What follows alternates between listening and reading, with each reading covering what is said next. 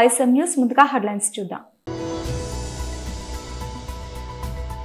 ఇందిరా పార్క్లోని ధర్నా చౌక్ వద్ద BJP Telangana OBC Morcha ధర్నా.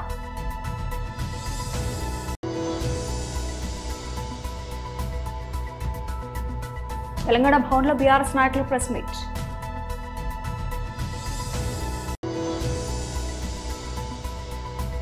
మాజీ MLA మరియు పార్టీ రాష్ట్ర అధికార ప్రతినిధి రాజమల్లి శివప్రసాద్ రెడ్డి ప్రెస్ మీట్.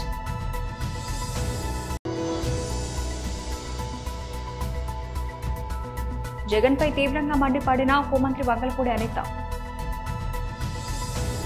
ఇందిరా పార్క్లోని ధర్నా చౌక్ వద్ద బీజేపీ తెలంగాణ ఓబీసీ మోర్చా ధర్నా. ఓబీసీ మోర్చా ఒక కీలకమైనటువంటి సమయంలో తీసుకోవడం జరిగింది. ఒకవైపు రేవంత్ రెడ్డి గారి ప్రభుత్వం ఎలక్షన్స్ కన్నా ముందు నీవు బీసీలకు న్యాయం చేస్తాము అని చెప్పి కామారెడ్డిలో ఆనాడు కర్ణాటక ముఖ్యమంత్రి అయినటువంటి ఒక సిద్ధరామయ్య గారు వారు అక్కడ బీసీ డిక్లరేషన్ అని చెప్పి బీసీలకు రిజర్వేషన్లు ఇస్తాము 42% స్థానిక సంస్థలు అని చెప్పి ప్రకటించడం జరిగింది. ఆ రోజు బీసీలందరూ కూడా హర్షించి బీసీలు అంటే మనమే కదా మళ్ళీ ఇంకెవరు ఉంటారు అని చెప్పేసి ఆ రోజు అందరం కూడా భావించినాం. మరి రేవంత్ రెడ్డి గారికి బీసీలు అంటే మరి దాంట్లో వేరే వాళ్ళు కూడా వస్తారని చెప్పేసి ఇప్పుడే మనకు చెప్తా ఉన్నారు. వారు బీసీ యొక్క డిక్లరేషన్ తర్వాత బీసీల పేరు మీద మీరు అధికారంలో వచ్చిన తర్వాత బీసీలకు న్యాయం చేస్తామని చెప్పేసి మీరు చెప్తా ఉన్నారు. ఆ రోజు బీసీ డిక్లరేషన్లో మీరు 1,00,000 కోట్ల రూపాయలు మీరు ఖర్చు పెడతా అని చెప్పారు. 20,000 కోట్ల రూపాయలు ఖర్చు పెడతా అన్నారు బీసీ సంక్షేమం కోసం. మరి దాదాపు 19 నెలలు అయిపోయింది మీరు అధికారంలో వచ్చిన తర్వాత. బీసీ సంక్షేమం మీద మీరు ఎంత ఖర్చు పెట్టారని చెప్పేసి మీరు అడుగుతా ఉన్నారు మిత్రులారా. ఈరోజు రేవంత్ రెడ్డి గారి ప్రభుత్వం వచ్చినప్పటి నుంచి కేవలం మాటలు మాత్రమే కానీ ఏ ఒక్క పని కూడా అమల్లో రాలేదు, ఏ పని కూడా జరగలేదు. ఏదైనా జరిగినా అది నత్తి నడక మాత్రమే నడుస్తూ ఉన్నది. మిత్రులారా చూస్తూ ఉన్నాం మనం. రేవంత్ రెడ్డి గారు చాలా ప్రతిష్టాత్మకంగా బీసీ రిజర్వేషన్ బిల్లు పెట్టి 42% ఈరోజు అసెంబ్లీలో ఒక బిల్లు తీసుకురావడం జరిగింది. భారతీయ జనతా పార్టీ దాని బేషరతుగా ఆ బిల్లుకు మనం మద్దతు పలికి ఆ బిల్లు మద్దతు పలికిన తర్వాత అసెంబ్లీలో పాస్ అయింది. అసెంబ్లీలో పాస్ అయిన తర్వాత కూడా దాదాపు 5-6 నెలలు గడిచినప్పటికీ కూడా దాని మీద ఎటువంటి చర్య లేదు, మాట లేదు, ఊస లేదు. హైకోర్టులో మీకు చివాట్లు పెట్టిన తర్వాత స్థానిక ఎన్నికలు వెంటనే పెట్టండి 3 నెలల లోపల చెప్తే అప్పుడు మీరు లేచి ఈ 42%లో మీరు ఆర్డినెన్స్ తీసుకురావడం జరిగింది. మిత్రులారా ఇదే ఒక ముఖ్యమంత్రి గారు కర్ణాటక ముఖ్యమంత్రి గారు మరి ఇద్దరు కూడా ఒక రాజ్యాంగమైనటువంటి ఒక పోస్టులో ఉన్నారు. ఈరోజు కామారెడ్డిలో డిక్లేర్ చేసినప్పుడు ఇది రాజ్యాంగబద్ధమైనటువంటి ఒక ఆలోచన. ఆర్టికల్ 243D ప్రకారము స్థానిక ఎన్నికలు రాష్ట్ర ప్రభుత్వాలకి అధికారం ఉంటుంది, హక్కు ఉంటుంది. మరి మీకు ఈ రాజ్యాంగమైన హక్కు మీకు ఉన్న తర్వాత మీరు ఈరోజు మీ యొక్క బాధ్యతని నిర్వహించకుండా మీ యొక్క బాధ్యతని, మీ తప్పిదాన్ని, మీ వైఫల్యాన్ని ఈరోజు కేంద్రం మీద మీరు తోసే ప్రయత్నం చేస్తూ ఉన్నారు. తెలంగాణ భవన్లో బీఆర్ఎస్ నాయకుల ప్రెస్ మీట్. వాళ్లకు సంబంధించిన ముఖ్యమైన అంశాన్ని వాళ్ళ మీ ద్వారా 50 మంది IAS, IPS, ICS, IFS, IRS, whatever the kinds of officers that are serving in Telangana government, వాళ్ళందరికీ పర్టైనింగ్ అంశం మీ ద్వారా వారి దృష్టికి కూడా తీసుకెళ్తా ఉన్నాను. చీఫ్ సెక్రటరీ దృష్టికి, DOPT దృష్టికి కూడా తీసుకొచ్చే ప్రయత్నం చేస్తున్నారు కాబట్టి వారికి కూడా నమస్కారం. కాన్స్టిట్యూషన్ ఆఫ్ ఇండియా, ఇది భారత రాజ్యాంగం. దేశంలో కశ్మీర్ నుండి కన్యాకుమారి వరకు కూడా ఏ IAS ఆఫీసర్కైనా, ఏ IPS ఆఫీసర్కైనా the first boss, an IAS officer, an IPS officer or a civil servant, the first boss is the Indian Constitution. ఒకసారి ఐఏఎస్ ఆఫీసర్గా నియామకం చేపట్టి ఓత్ తీసుకున్న తర్వాత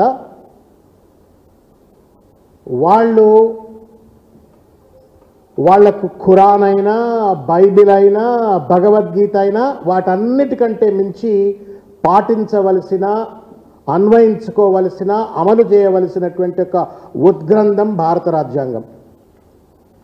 దురదృష్టం ఏంటి అంటే ఇవాళ తెలంగాణ రాష్ట్రంలో ఉన్నటువంటి ఒక కొంతమంది IAS and IPS officers, they are not thinking that they are the custodians of the constitution, but they are the protectors of the ruling government. ప్రభుత్వాన్ని కాపాడుకోవచ్చు, కానీ ప్రభుత్వం చేసేటువంటి తప్పిదాలు కానీ, గత ప్రభుత్వం మీద దుమ్మెత్తిపోయటం కానీ, ఇటువంటి పనులకు కూడా పాల్పడుతూ ఇవాళ భారత రాజ్యాంగాన్ని కూని చేస్తూ ఉన్నారు. తర్వాత ఆల్ ఇండియా సర్వీస్ రూల్స్ ఏదైతే ఉన్నాయో ఆ సర్వీస్ రూల్స్ అన్నిటినీ కూడా తుంగలో తొక్కుతూ ఇవాళ ఐఏఎస్ ఐపీఎస్ అంతా కూడా ఇవాళ రూలింగ్ గవర్నమెంట్ రేవంత్ రెడ్డి గారికి ఒక బానిస అన్నట్లుగా ఇవాళ తయారు చేస్తున్నట్టు ఒక పరిస్థితి చూస్తూ ఉన్నాం. I'm sorry for my language, but I had to tell this because few of the IAS and IPS officers have resorted to that kind of a very cheap and low level of abuse of their authority and abuse of their position. స్పెసిఫిక్గా నిన్న ఒక ఉదంతం జరిగింది. ఖైరతాబాద్ నియోజకవర్గానికి సంబంధించి greater Hyderabad నగరంలో నిన్న వాళ్ళు రేషన్ కార్డుల పంపిణీ అని చెప్పని ఒక కార్యక్రమాన్ని గౌరవ మంత్రివర్యులు, ఇన్ఛార్జ్ మంత్రివర్యులు పొన్నం ప్రభాకర్ గారి యొక్క నేతృత్వంలో ఖైరతాబాద్ నియోజకవర్గంలో పొద్దుగాల 10-11 గంటల ప్రాంతంలో బంజారా భవన్, రోడ్ నెంబర్ 10లో ఉన్నటువంటి ఒక బంజారా భవన్లో ఆ రేషన్ కార్డుల పంపిణీ కార్యక్రమాన్ని మొదలుపెట్టారు. మాజీ ఎమ్మెల్యే మరియు పార్టీ రాష్ట్ర అధికార ప్రతినిధి రాజమౌళి శివప్రసాద్ రెడ్డి ప్రెస్ మీట్. ఈ రాష్ట్ర ప్రభుత్వం రైతుల ప్రయోజనాల కోసం అన్నదాత సుఖీభవ ద్వారా మొదటి విడత డబ్బులు జమ చేస్తానని చెప్పి ఆ కార్యక్రమాన్ని దర్శిలో ప్రారంభించబోతున్నాం ముఖ్యమంత్రి గారి చేతుల మీదుగా అని చెప్పి గొప్ప ప్రకటనలు చేసినారు. ఈనాడు, ఆంధ్రజ్యోతి వారికి కావాల్సిన పత్రికలకు లక్షల రూపాయలు ప్రకటనల కోసం ఖర్చు చేసి చెప్తా ఉన్నారు. ఈ సందర్భంగా రైతులకు పనికొచ్చే మాటలు మాత్రమే నేను మాట్లాడతా, ప్రజలకు పనికొచ్చే మాటలు మాత్రమే మాట్లాడతా. రాజకీయాలలో మన వ్యక్తిగతమైన విషయాలు కానీ, పనికిరాని పనికిమాలిన మాటలు కానీ, బూతు పదాలు కానీ, మీసాలు దువ్వడం కానీ అనవసరం. ప్రజలకు పనికొచ్చే మాటలు మాత్రమే నేను మాట్లాడతా. గతంలో కూడా ఇట్టే మాట్లాడేవాడిని, ఇప్పుడు కూడా అదే చెప్తా ఉన్నా. నేను మాట్లాడే ప్రజా ప్రయోజనాలకు, రైతులకు సంబంధించిన విషయాలను ఏవైతే ప్రస్తావిస్తానో, కొన్ని ప్రశ్నలను రైతుల పక్షాన నేను ఈ ప్రభుత్వాన్ని ప్రశ్నిస్తూ ఉన్నానో, వాటికి కడప నుంచి మొదలై ఈ రాష్ట్రంలో నలుమూల వరకు తెలుగుదేశం పార్టీకి సంబంధించిన ఏ ఒక్క నాయకుడైనా, ఈ కూటమిలో ఏర్పడినటువంటి ఏ ఒక్క నాయకుడైనా రైతుల కోసం సమాధానం గౌరవప్రదంగా ఇవ్వాలని చెప్పి కోరుకుంటానా. మీరు ఇస్తారో ఇవ్వరో నాకు తెలియదు, కానీ నేనైతే మాత్రం ఆశిస్తూ ఉన్నా. మొట్టమొదటిది, మీరు 20,000 రూపాయలు ఈ రాష్ట్ర ప్రభుత్వం నుంచి ఇస్తామని చెప్పి ఎందుకు 14,000 రూపాయలే ఇస్తూ ఉన్నారు? ఇచ్చిన మాటకు కట్టుబడకుండా రైతులకు 6,000 రూపాయలు ఎందుకు ఎగరగొడుతున్నారు? ఈ ప్రశ్నకు మీరు సమాధానం చెప్పాలి.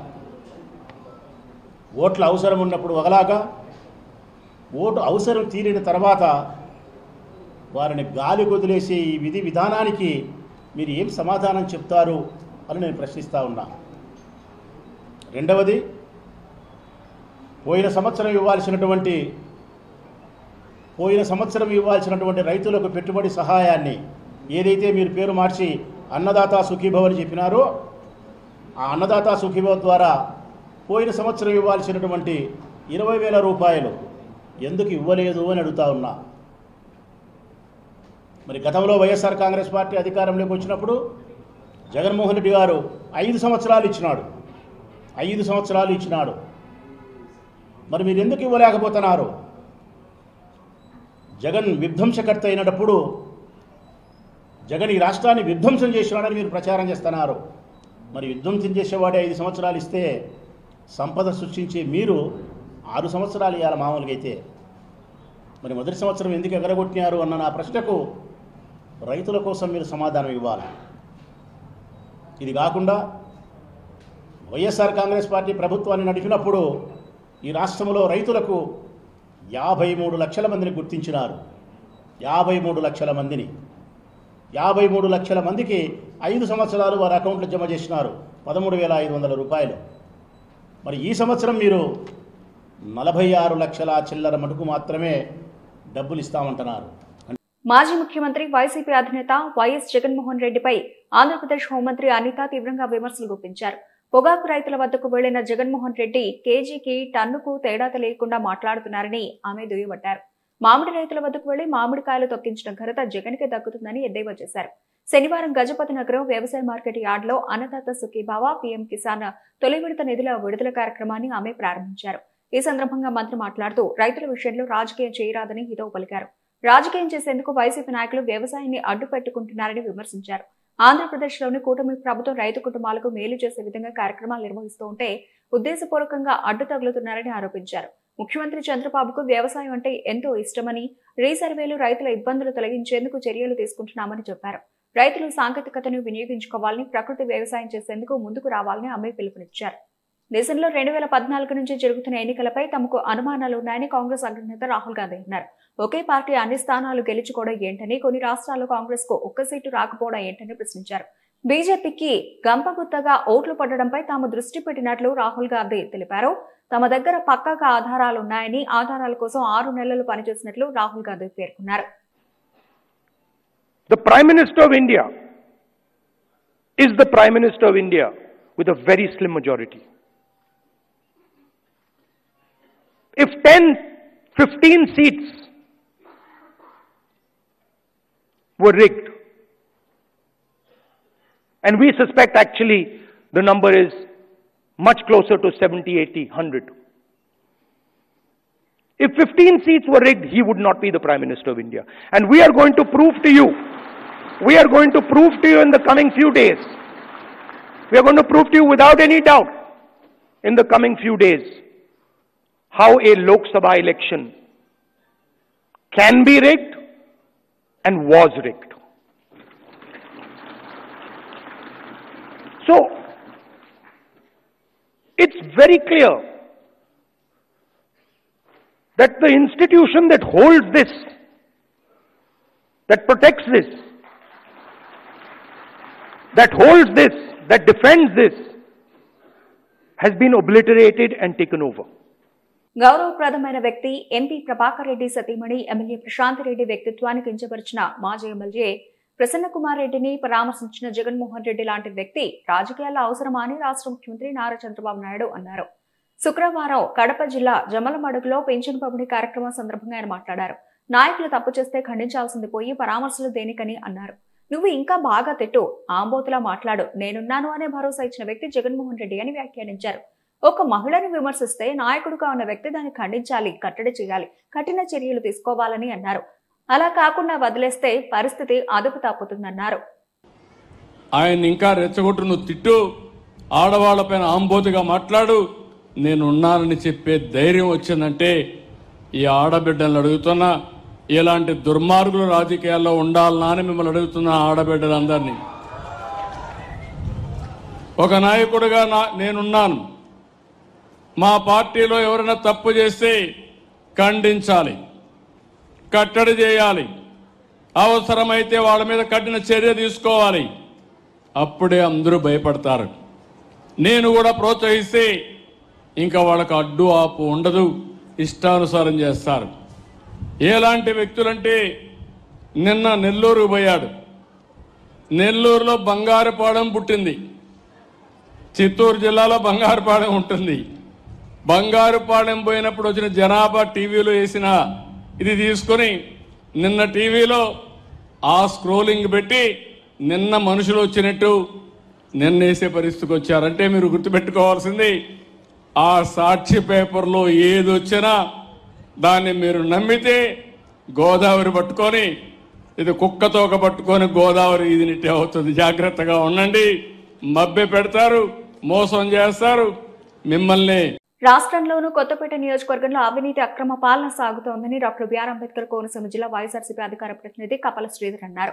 ఆత్రేయపురం మండలం మాజీ జెడ్పీటీసీ చెలువూరి రామకృష్ణరాజు ఇంటి వద్ద ఆత్రేయపురం ఎంపీపీ కుండ అన్నపూర్ణ, మండలం వైసీపీ కన్వీనర్ పనుమూరి శ్రీనివాసరాజు అధ్యక్షతన విలేకరుల సమావేశం నిర్వహించారు. ఈ సమావేశానికి ముఖ్య అతిథిగా హాజరైన వైసీపీ కోనసీమ జిల్లా అధికార ప్రతినిధి కపల శ్రీధర్ ఆత్రేయపురం మండల జెడ్పీటీసీ బోనం సాయిబాబాలు మాట్లాడుతూ గత నెల 27వ తేదీన మాజీ శాసనసభ్యులు జగ్గిరెడ్డి పేరువరం గ్రామంలో బాబు షూరిటీ మోసం గ్యారంటీ అనే కార్యక్రమంలో ఏర్పాటు చేసిన సమావేశంలో కూటమి ప్రభుత్వంలో జరుగుతున్న అవినీతి అక్రమాలపై చేసిన విమర్శలకు ఆత్రేయపురం మండల కూటమి నాయకులు పత్రికా సమావేశం ఏర్పాటు చేయడాన్ని వైసీపీ నాయకులు తీవ్రంగా ఖండించారు.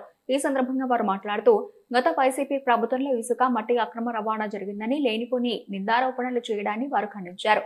ప్రస్తుత కూటమి ప్రభుత్వంలోని స్థానిక నాయకుడు ముదునూరి వెంకటరాజు ఆత్రేయపురం బస్టాండ్ రేవులో తన సొంత పెట్రోల్ బంక్ కొరకు ప్రభుత్వ స్థలాలను ఆక్రమించారని, అంతేకాకుండా సైపాన్ కాలువ తవ్వకాల్లో అధికారులను బెదిరించి మట్టి దోచుకుపోలేదా అని వారు ప్రశ్నించారు. కొంతమంది రాజ్యాంగం కోసం కొంతమంది మాట్లాడడం జరిగింది. వారిని మేము సూటిగా ప్రశ్నిస్తున్నాం.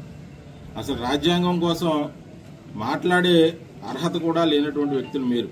ఎందుకంటే ఇవాళ రాష్ట్రంలో డాక్టర్ బాబాసాహెబ్ గారు రాసిన రాజ్యాంగాన్ని పక్కన పెట్టి రెడ్ బుక్ రాజ్యాంగాన్ని అమలు చేస్తూ ఒక పక్కనే మీరు రాజ్యాంగం కోసం మాట్లాడడం చాలా హాస్యాస్పదంగా ఉంది. ముఖ్యంగా మరి ఆత్రేయపురం గ్రామంలో కూటమి ప్రభుత్వం అధికారంలోకి వచ్చిన తర్వాత ఇదే గ్రామంలో జరిగినటువంటి అన్యాయాలు కొన్ని మీ దృష్టికి తీసుకురావాలని మేము భావిస్తున్నాం.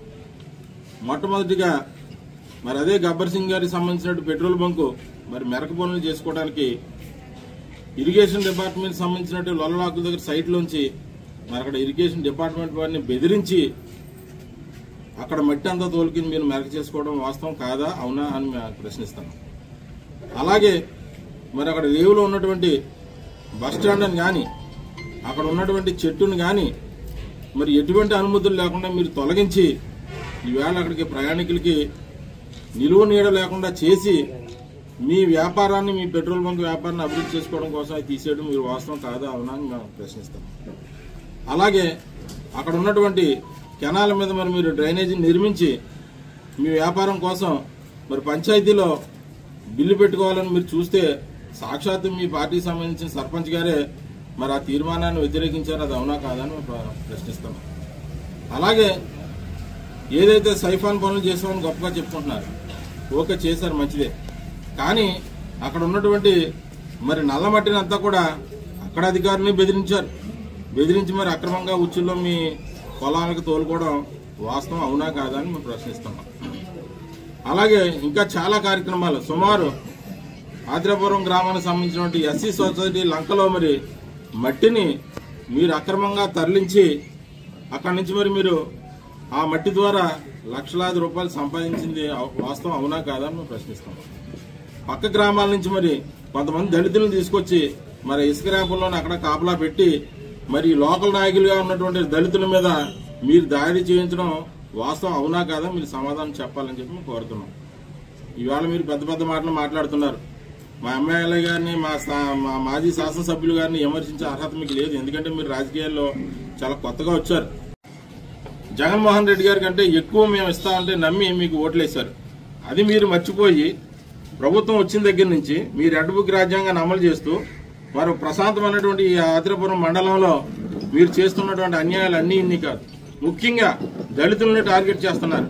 బొబ్బర్లంక గ్రామం నుంచి చూసుకున్నట్లయితే మరి బొబ్బర్లంక గ్రామం నుంచి అయితే డైలీ ఏదో ఒక రోజు ఏదో కేసు పోలీస్ స్టేషన్కి వస్తూనే ఉంటుంది.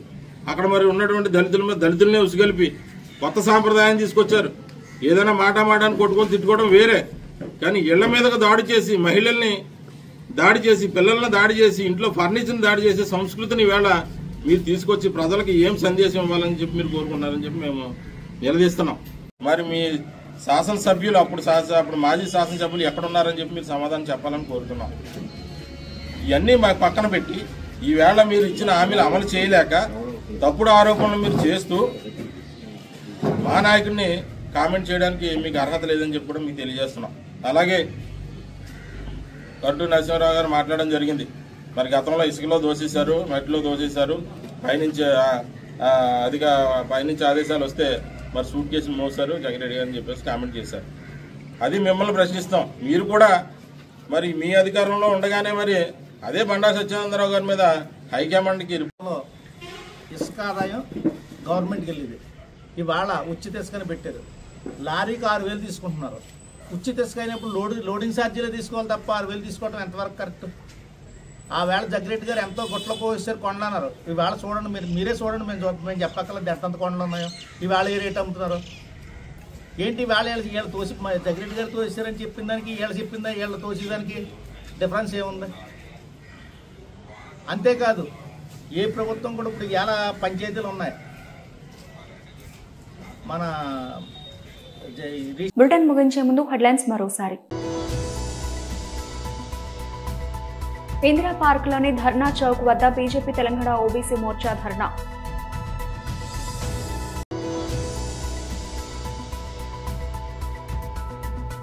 తెలంగాణ భవన్లో బీఆర్ఎస్ నాయకులు ప్రెస్ మీట్.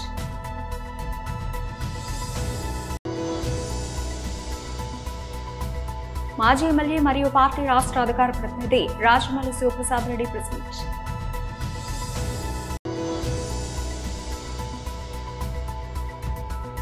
జగన్ పై తీవ్రంగా మండిపడిన హోంమంత్రి వంగలపూడి అనిత.